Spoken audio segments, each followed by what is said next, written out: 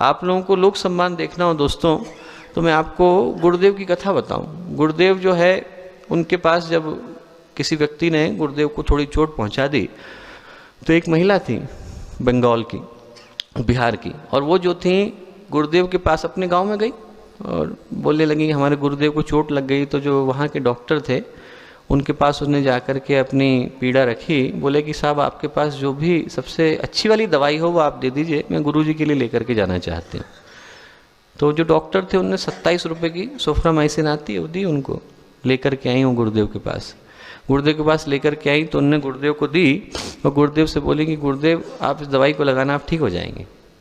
तो गुरुदेव दवाई क्यों लगाते, गुरुदेव को आवश्यकता नहीं थी। फिर गुरुदेव ने वो दवाई ली और तकिए के नीचे रख ली, और जब तक गुरुदेव ने शरीर छोड़ा तब तक उसको अपने पास ही लेकर के रखते थे और बोलते थे कि बेटा ये दवाई नहीं है, मेरे बच्चों का प्यार है, ये लोग जो है मेरे शिष्य नहीं है, मेरे बच्चे, इनको कोई तकलीफ हो जाए, इनको कोई कष्ट हो जाए तो इनके कष्टों को दूर करने के लिए मैं वहाँ पर खड़ा हूँ।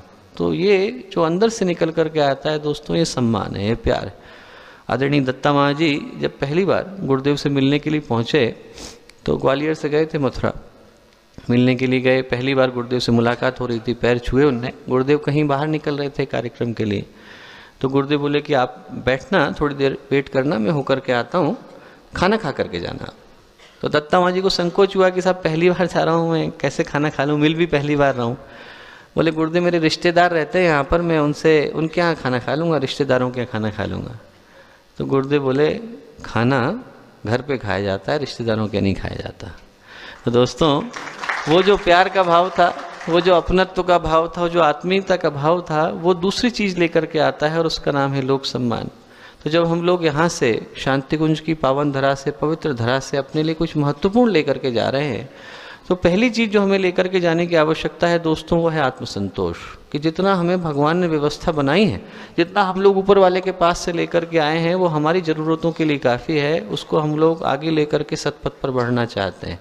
जो आवश्यक होएगा वो व्यवस्था स्वयं परम पूज्य गुरुदेव बना देते हैं। जितना हम लोगों के लिए ज़रूरी है, जितना हम लोगों के लिए आवश्यक है, मैं एक नहीं हजारों उदाहरण आप लोगों को ऐसे गिना सकता हूँ दोस्तों, जहाँ पर व्यक्ति जिस चीज़ को मांगता हुआ गुरुदेव के पास आया, वहाँ पर गुरुदेव ने कहा कि साहब इसकी बेटा तुझे आवश्यकता नहीं है, तू ये काम कर, ये तेरे लिए आवश्यक है।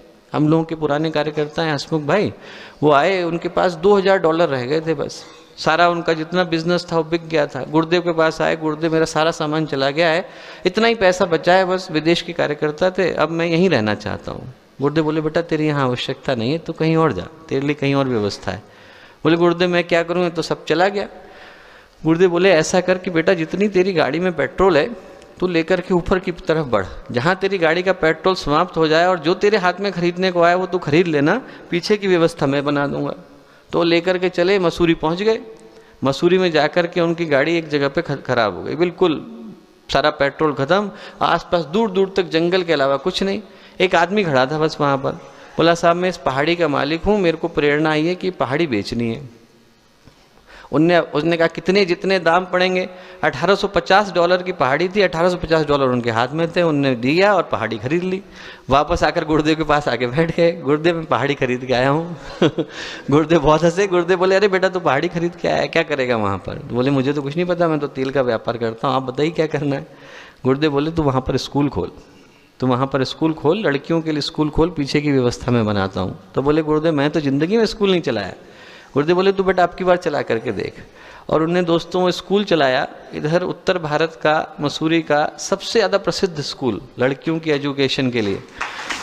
जब उनने उसको छोड़ा तो उसकी कीमत 250 करोड़ रुपए के करीब थी, उस स्कूल की कीमत। तो जहाँ से गुरुदेव छोड़ करके आए, जिसके लिए गुरुदेव ने जो व्यवस्था बनाई, हर एक को लगता है कि साहब मेरे लिए व्यवस्था थी, वो व्यवस्था थी, ऐसी व्यवस्था नहीं थी। गुरुदेव ने बहुत दूर की, जन्म जन्मांतरों की देख करके बनाई हुई व्यवस्था है। अभी परसों नरसों में एक सज्जन से मिला, उनसे गुरुदेव की बात हुई कि उनको जेल हो गई, हथकड़ियाँ लग गई, हाई कोर्ट पहुँच गए, सुप्रीम कोर्ट पहुँच गए, सारी बेल निरस्त हो गई, पैरोल पर रिहा हुए। तो सबसे पहले भाग करके गुरुदेव के पास आए कि गुरुदेव मेरे को तो जेल हो गई, अब क्या करूं? गुरुदेव बोले बेटा कठिन प्रारब्ध है, काटना पड़ेगा। तो ऐसा कर कि नीचे जा, लुहार से 2 छल्ले बनवा और अपनी उंगलियों में पहन ले और चला जा। उन्होंने कहा ठीक है साहब, गुरुदेव ने कहा है, कोई विशेष बात होगी। छल्ले बनाए, उंगलियों में पहने, चले गए। वहाँ पहुँचे तो केस ऐसा गायब हो गया जैसे कभी था ही नहीं, कभी था ही नहीं, जिंदगी में आया और चला गया, एकदम विदा हो गए। अब उनने वो छल्ले लिए, पूजा की जगह पर रख दिए और रोज उसकी पूजा करने लगे।